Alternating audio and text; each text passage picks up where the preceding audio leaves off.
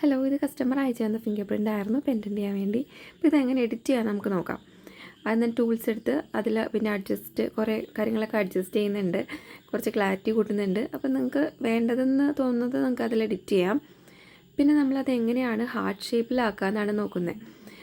ഇപ്പം ഞാൻ അത്യാവശ്യം ക്ലാരിറ്റി കൂട്ടി, സാച്ചുറേഷൻ കുറച്ച് കൂട്ടി, എനിക്ക് ഇതിന് കുറച്ച് ക്ലാരിറ്റി, ഒരു ഷാർപ്നെസ് വന്നിട്ടുണ്ട്. ഇനി നമുക്ക് എങ്ങനെയാണ് ഹാർട്ട് ഷേപ്പിലാക്കാൻ നോക്കാം. അത് താഴെ കുറച്ചൊക്കെ സ്ക്രോൾ ചെയ്ത് കഴിയുമ്പോൾ ഷേപ്സ് എന്നുണ്ട്.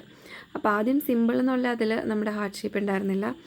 ഏറ്റവും അവസാനം അതേഴ്സ് എന്നുള്ളൊരു ഓപ്ഷൻ വരുന്നുണ്ട്, അതിൽ ഹാർട്ട് ഷേപ്പ് വരുന്നുണ്ട്. അപ്പോൾ നമ്മൾ ഹാർട്ട് ഷേപ്പ് ചൂസ് ചെയ്യുക. പിന്നെ അത് ഇൻവേർട്ട് എന്ന് പറഞ്ഞൊരു ഓപ്ഷൻ ഉണ്ട്. ഇൻവേർട്ടിൽ കൊടുക്കുമ്പോൾ അത് തിരിഞ്ഞു വരും.